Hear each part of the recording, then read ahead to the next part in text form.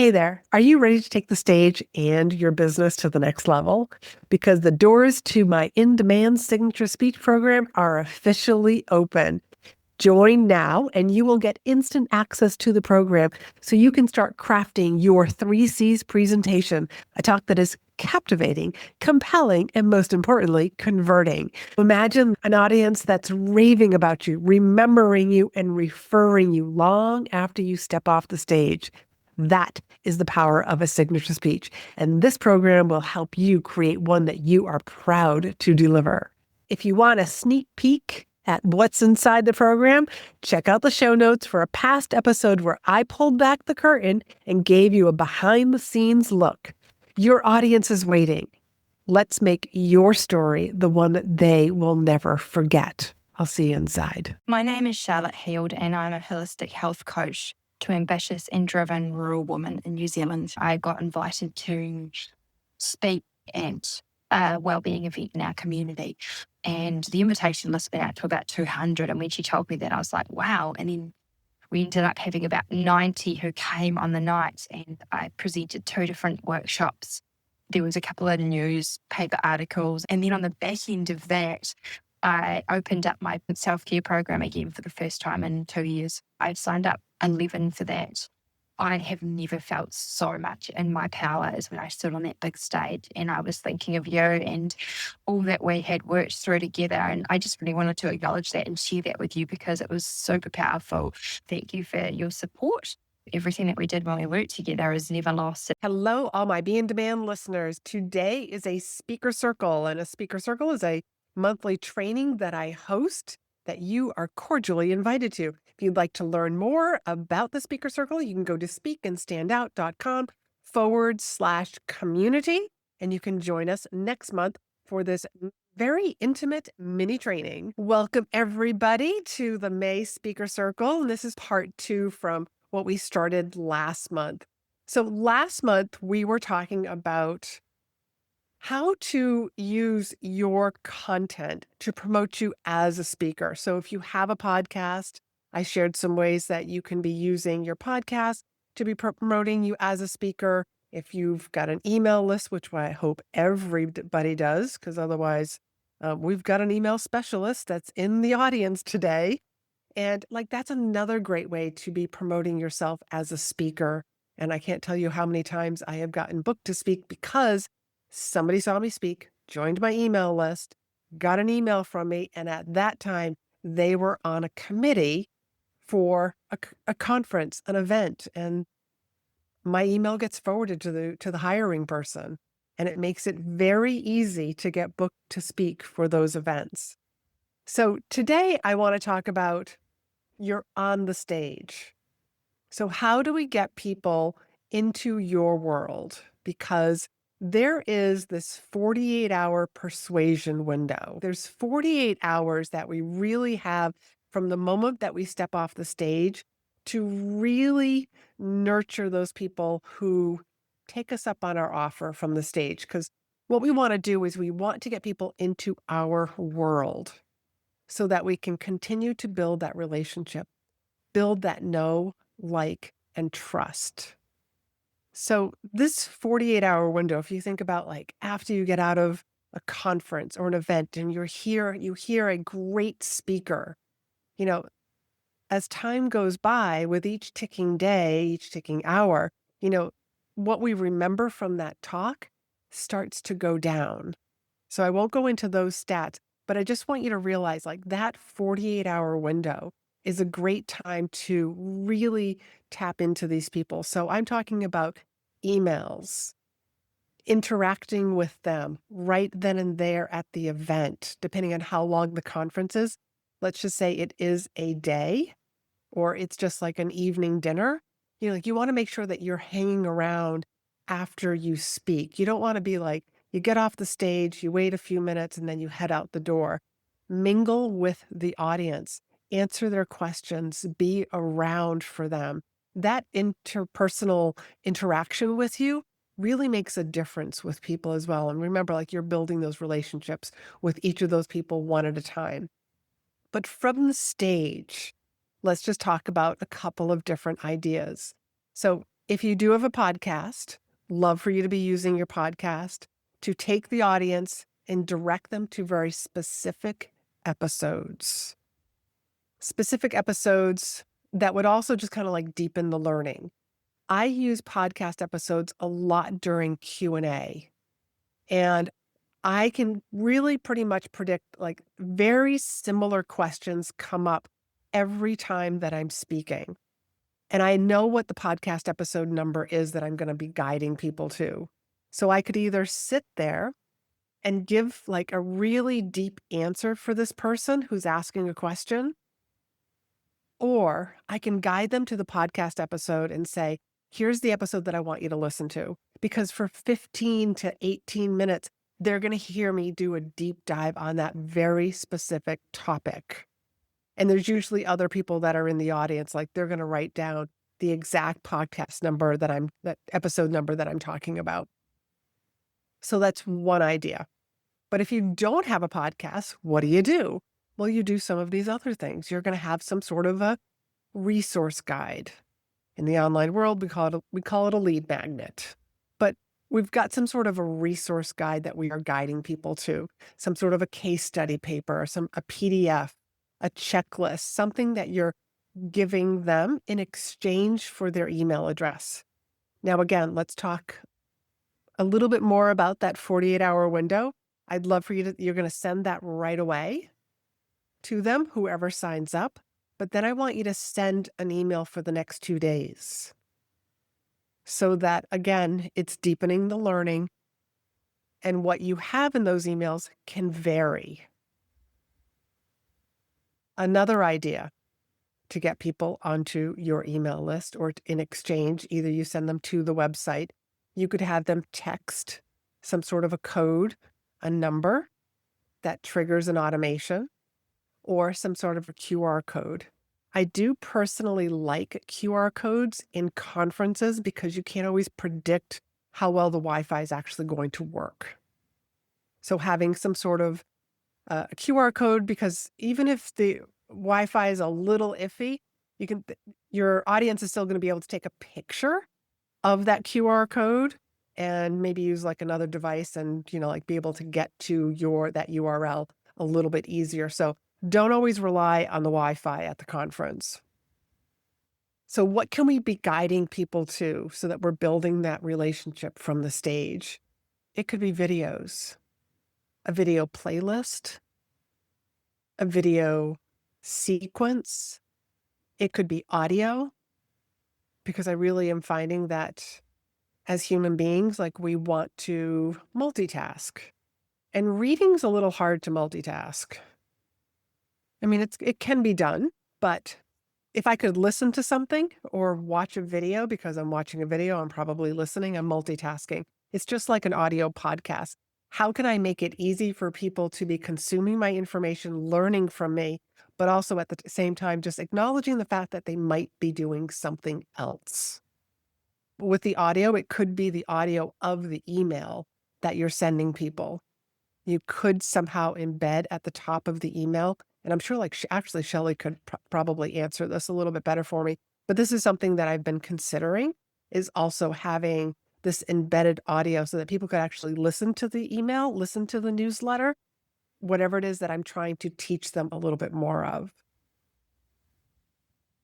And with those sequences, you could essentially have people pick their own adventure. Let's say they're brand new. If they're brand new, like you're speaking to a brand new audience, let's create some sort of an audio, an email sequence, a video sequence for the brand new people. That way, the next time you're in front of an audience that has brand new people, it's already going to be done. But let's say you speak in front of an audience they're kind of middle of the road.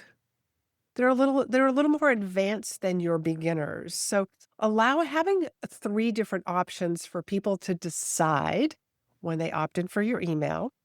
You're letting them choose their own adventure, as we like to call it, choose their own pathway. And they're going to start to tell you, like, I'm a beginner. I'm a little bit more advanced. I've been in my business for X amount of years. You get to decide how you want to separate your audience, so to speak, but you're gathering information about them as well. So a choose your own adventure. And so consider this as something that you're going to build on it. It's never like you don't have to go build it all today. You can build it like, hey, I have a speaking engagement to a medium level audience that's next month. I'll create 3 simple videos, 3 simple audio tracks for this particular audience. And it's something that you can build on. And the fifth one, the last one that I want to share with you, it takes a little more time, but it's not impossible to do. It is something that I am doing for this. I'm doing now. I'm doing it this summer, is writing a book. I've written a couple of books for when I was in leadership and doing executive coaching. I've written a couple of books, but it has been brought to my attention by a very dear friend. He's like, you haven't written a book for this industry that you're in now. And he's right. I said, well, it's been on my mind. And he said, yeah, well, that's not going to get you anywhere. He loves to give me the honest truth. So it's something that I am outlining it right now. And so it doesn't have to take that long.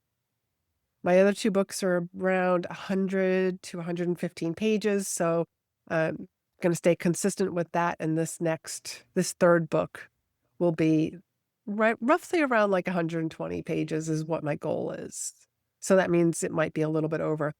But a book is a great thing to either sell in the back of the room, help you with negotiating your price, and no one's going to throw away a book.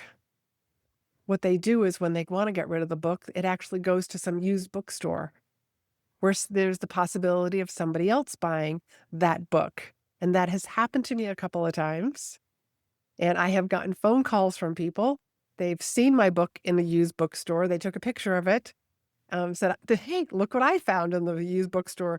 My next question was, well, did you buy it? And it's yes, they did.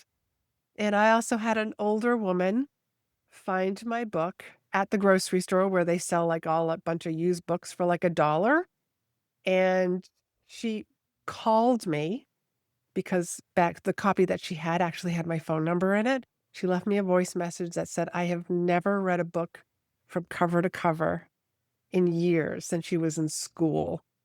I literally had tears in my eyes when I was listening to this message from her, but she said it made such a difference and she really enjoyed the book. And she goes, I'm going to go try some of these things now. So it's never too late to learn. But having a book really is another stage. So if you don't have a book, I just want to sort of encourage you that maybe this is something that you might want to consider doing. I know that Lisa has a book and maybe she's working on another book. I don't know yet. Well, we'll have to find out. So those are the 5 that I wanted to share with you. Like just remembering that when you're in front of an audience, whether it's in person or virtual, it's not just, hey, here she is, here he is, and like this is the only thing that they have. We want to bring our audience into our world because associations have been burned, and that's why they will say you can't promote yourself or your services or your products. They've been burned by people who have gotten up there and given an infomercial. And as paying members, the people that are in your audience, like for associations or even other conferences, they're there for education and not to be pitched to. So to be able to bring people into your world and to pitch in a way that a free podcast, a free video series, like that's easy. That's never going to be frowned upon. So what questions do you have about what I just shared with you? I have one. Yes, Lisa. So I do have a podcast. So just in a nutshell, I kind of have 2 different streams of my business. Mhm. I work with grieving mothers, so I've got that mentorship aspect of my job, and that is actually who my book is written for. Having said that, I've had different groups purchase a box of books, like a funeral home, if they encounter family, etc. So I've kind of got these two different pieces, but my podcast is typically directed to grieving mothers as well. However, I have had feedback from them that they would really like me to create at least one specific episode about how supporters can help us better. Mhm. I mean, I think that would be a good episode to add into a talk to anybody on a grief topic, right? There's Yes. something to. But yes, I am actually struggling with do I write a second book? Because my book, again, is very much geared towards those going through the loss of a child. And I think that the message would be helpful for anybody to read that's caring or supporting for them. But, for example, the funeral professionals I spoke to this past weekend, I think a different book entirely would suit their needs better. Yes. Yes, Write the book. write the book. Write the book. So this is sort of reminding me of two things. My friend who gave me the advice that I needed to write a book for this industry that I'm in, the space, he said to me, and he coaches a lot of people, and he said, he goes, I can't explain it, but something magical happens after you after you've written your fourth book. Fourth book. Fourth.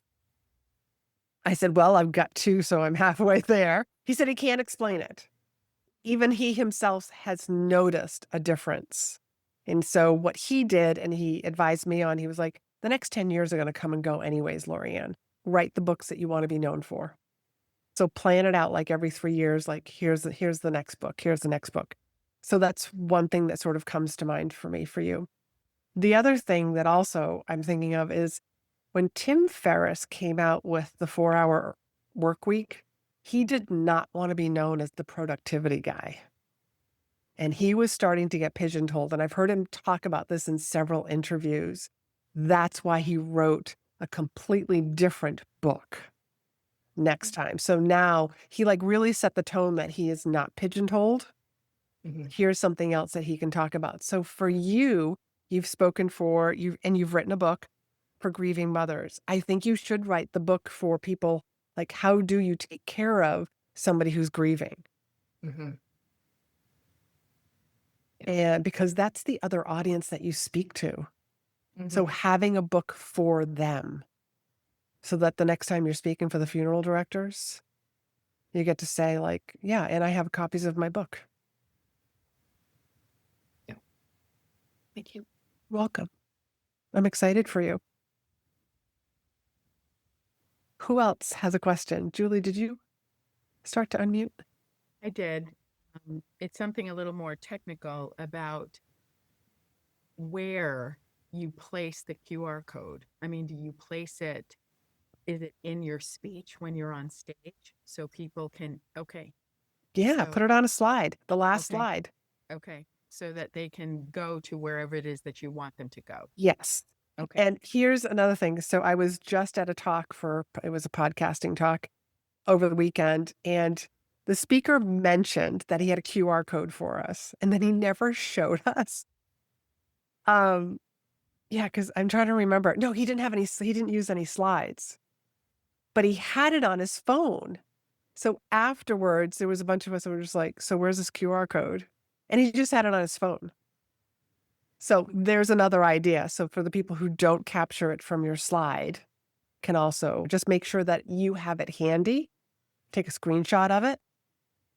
Okay. But And that's super easy. Yeah, no, that's, yes. Yeah, I just wasn't sure where would you place it, but I guess the last slide. Okay.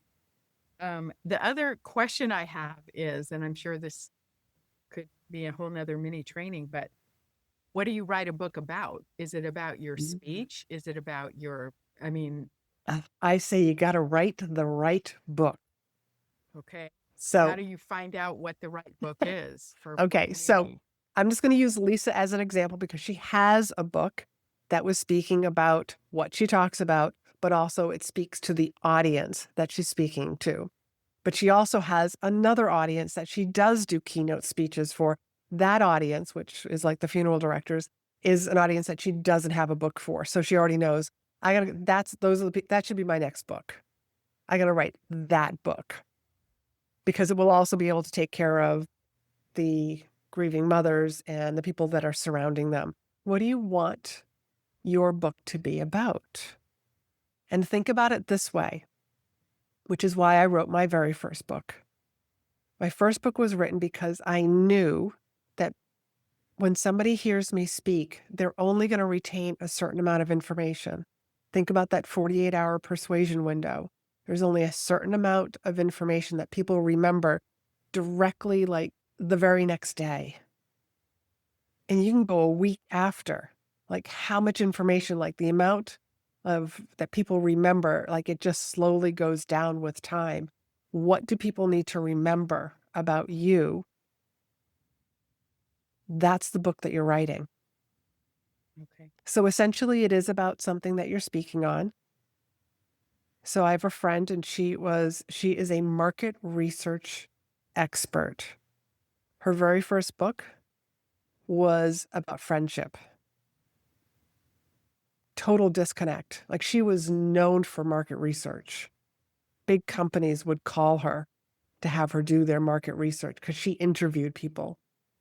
That was the book that she should have written. But she wrote about female relationships.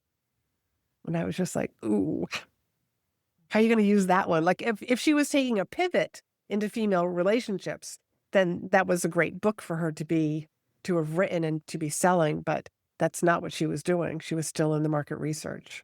Okay. So think about it that way. I want you to write the right book.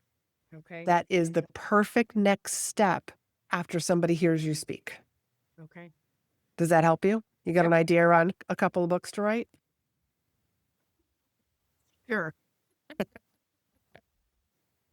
Maybe we should do a speaker breakthrough session.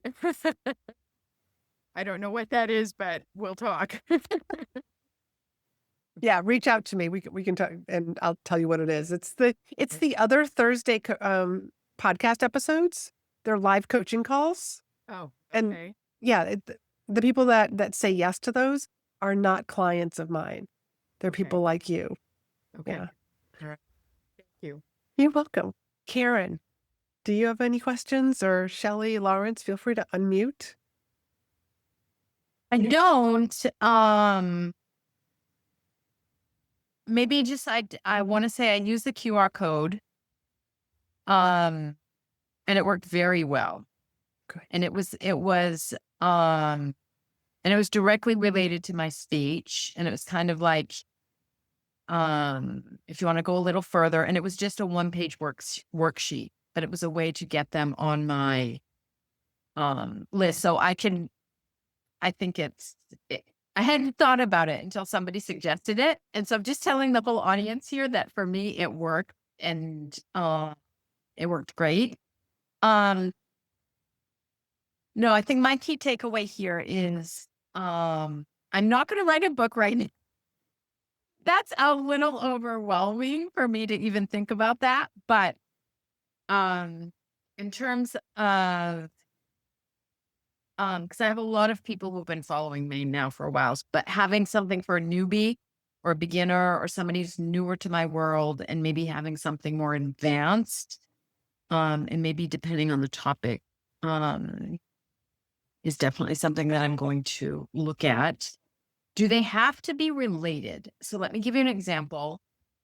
The speaking that I do, so I either have a keynote, which is more linked to my story and kind of what I went through, or the big topic that I'm usually contacted about is visibility and networking. So I'm a leadership coach and I love visibility and networking. So that's always the topic. And I have a one pager that somebody can download. Are you suggesting, should I have two, something for, I don't know, mid-level and more senior level? The answer is yes. Yeah. That would be a great choose your own adventure. Okay. And then you Mm. have people that are identifying like I'm mid-level, I'm upper. Yeah. Okay. Um, okay. So I think that that's definitely an easy step for me.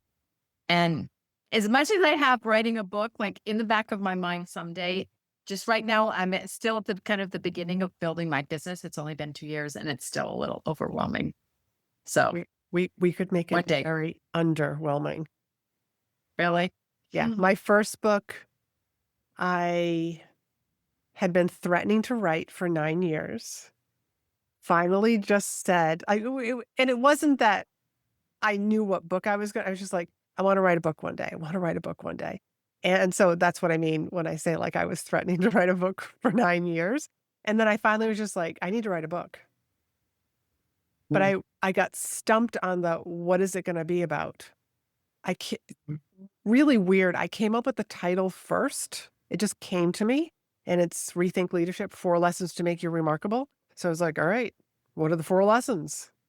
Literally came into my office, big easel, and I just wrote, what are the 4 lessons? And then I decided what the order would be, and then I just started writing.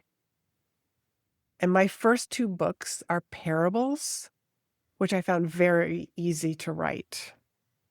This will be the first non-parable one, but I could change my mind.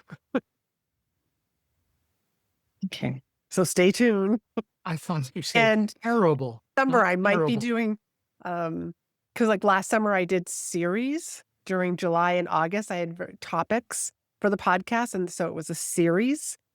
So I was thinking I might do book writing if there's a lot of people who say like, yeah, I would love to hear about writing a book, and I'll share with you like my methodology and how I've helped my clients write books as well. So maybe stay tuned, Karen. Okay. All right. Thank you. You're welcome. Shelley, you unmuted. Yeah. Okay. So I have a couple questions. First of all, on the size of the audience, you gave some great ideas for next steps, lead magnets. Do you feel like certain ones resonate with a larger audience, smaller audience, as far as the next steps? And I guess the reason I'm asking is I spoke at a conference last year and I didn't have anything. I didn't have my podcast episodes queued up. So literally right before I walked in, I created a QR code and I offered, and I said, I know you guys are going to be here. You're learning a lot. We want to be a culture of action takers. So I'm going to do a follow-up Zoom call with you guys next week. And I did a Q&A Zoom call, and it was the best performing lead magnet I ever have had. And then I sent out the recording. So I mean, again, like I did not want to overthink this. I just did it.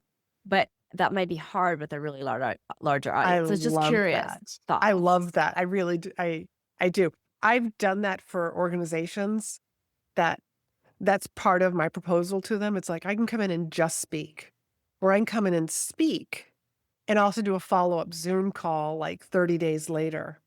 Because if I can get back in front of them, it's like one of the best. They're just going to fall more in love with you. And they take what they learned from your talk, and now I'm going to go implement it. And then I'm going to come across all these hiccups.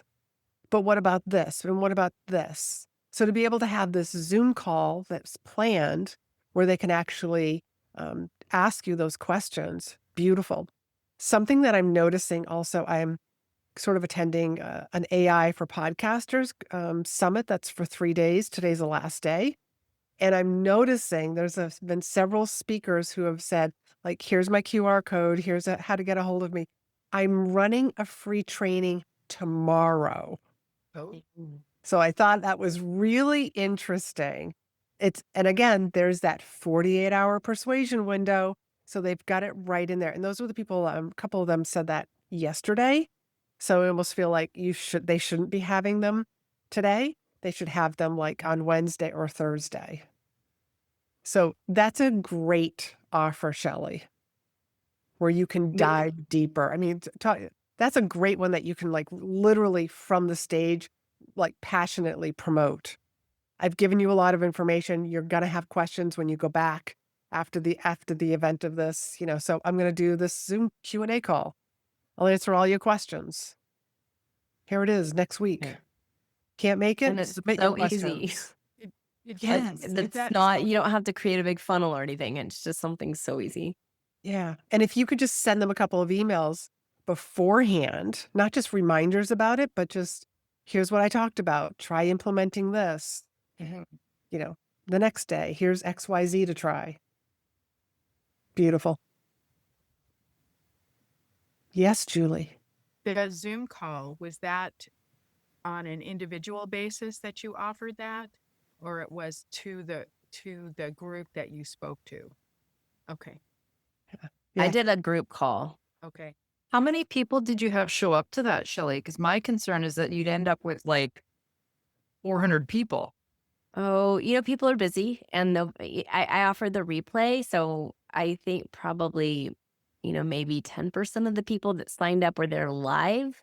Okay. But then I sent the replay out, and again, that's content you have, Yeah. and you get marketing research because it's great questions for what you could create content about in the future. So even if Very no one showed up, or a million people, I thought it was just a good exercise for me to try.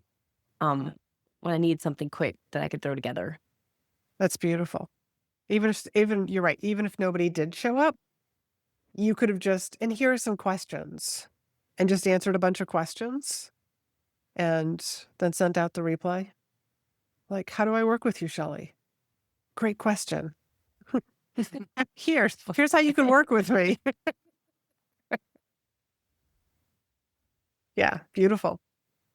Anybody else have any other questions? Otherwise, we're going to go around the room and we will do some networking. Lisa? Can I just circle back to the book? Yeah. Just because my brain is going in two different directions. So, as I mentioned, one idea was a book for the supporters, and that could be for friends, family, professionals, blah, blah, blah. But the talk I gave on Friday was actually like I have a framework, and even though it was all about grief and it was all about compassion fatigue and all the stuff that those folks deal with, I mean, what I ended with was my framework, which is the acronym RESET for resilience. And if that isn't the book that needs to be written, It sounds like you have 2 books that need to be written. it's a lot of work. My first book took me longer to birth that thing than both my kids. Oh, thank you for saying that because when we were talking about it earlier, that when I came up with the idea and I knew what the chapters were, I literally had a copy in my hand by mid-June. So I went from January to mid-June. It doesn't have to take that long. I think having done the first one, and I mean, the first one was all about my experience of loss. And it was, it was very cathartic and very healing and all of that, but it was a very emotional book to write.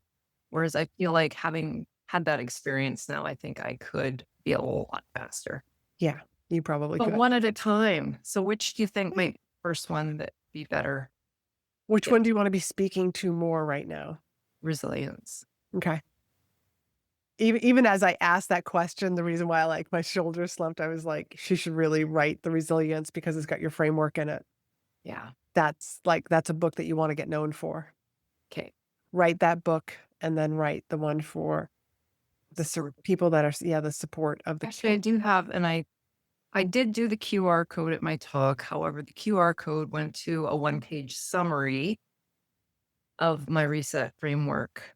In hindsight, I also have a free resource, the ABCs of grief support. And, for every letter, there's a tip and a strategy. So I do have that available as a free resource. And I wonder if I should keep that as a free resource.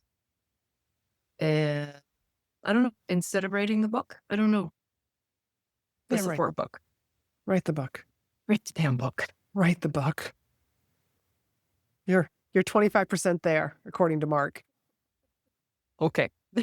Something about 4 books. Okay. Yeah. Anybody else? Okay. Let's just go around the room and introduce yourself, because remember, this is also going onto the podcast, the audio. Introduce yourself. How can people find you and get a hold of you? And most importantly, what do you speak about? Lisa, why don't you start? Sure. Best place to find me is my website. That's www.griefsupportformoms.com. And as I mentioned earlier, I kind of have a two-pronged business. One is supporting grieving moms, and the second is speaking. And my favorite topic in the whole wide world is resilience. But clearly, I do speak about grief and change as well. And the other place that I hang out a lot is LinkedIn. You can find me there at Lisa Boehm, Boehm. Thank you. Julie. You. Hello, I'm Julie Beckwith of livingonthepatio.com. And after my own personal health crisis, I am on a mission to help residents create or upgrade their outdoor living space. So my presentation teaches about the health and financial benefits of outdoor living spaces that are backed by science.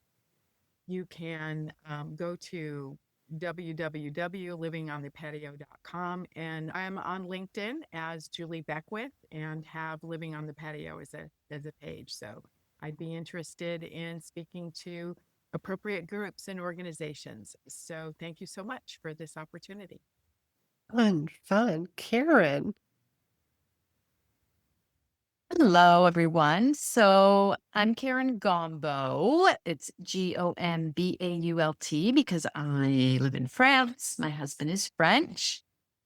And I worked in corporate for 28 years. And now I am a leadership coach for people who are taking on a new job. That is what I specialize in. And my favorite topic to speak on is networking and building your visibility and really owning your career. And I also have a podcast. It is called Promoted, Stop Doubting, Start Leading. And you can find me on my website or also on LinkedIn. I'm extremely active. So thank you, And Laurie-Ann, for this thank opportunity. you. And I know you've been here before, and just hearing you talk about the networking again reminds me of when I was doing leadership development for Johnson and Johnson, and there was an evening during one of the weeks that we were doing our training, and it was specifically set up so that they would, like, we brought in some of the upper VPs so that these new people would learn to mingle and have conversations with people, because it is a skill. It is a skill. And there's a very simple ways that you can start off, because for women, they feel self-promotional. That's usually the hardest part. And so just getting over that, there are very simple ways to get over that. So that's what I love. That's right. And and I would just encourage everybody to keep talking about their topic, because for the first time, people are starting to come to me automatically for speaking engagements, because they're like, oh, we have something on this topic.